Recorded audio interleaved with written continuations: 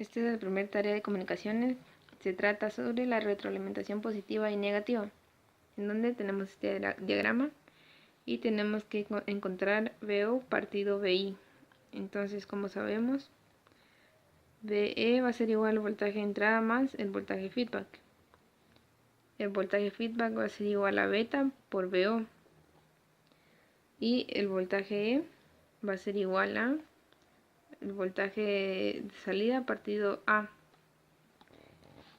Entonces VE lo pasamos al voltaje de salida partido A y lo igualamos a VI más beta por el voltaje de salida, ya que este es el voltaje feedback. Entonces pasamos beta por VO al otro lado como una resta y tenemos voltaje de salida dividido A menos el beta por el voltaje de salida es igual al voltaje de entrada. Entonces, como vemos, aquí tenemos un término semejante que sería voltaje de salida. Entonces, voltaje de salida por 1 partido A, ya que es el que tenemos aquí, menos beta, ya que se multiplica por voltaje de salida. Eso va a ser igual al voltaje de entrada. Entonces, como vemos, aquí tenemos una resta y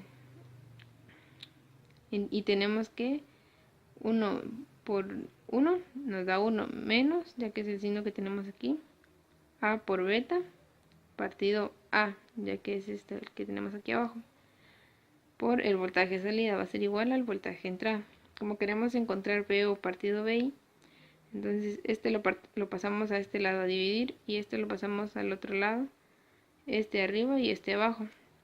Entonces nos queda aquí el voltaje de salida va a ser igual, el voltaje de salida partido del voltaje de entrada va a ser igual a dividido 1 menos A por B por beta, y nos queda que 1 menos A por beta va a ser igual a 0, entonces A por beta va a ser igual a 1.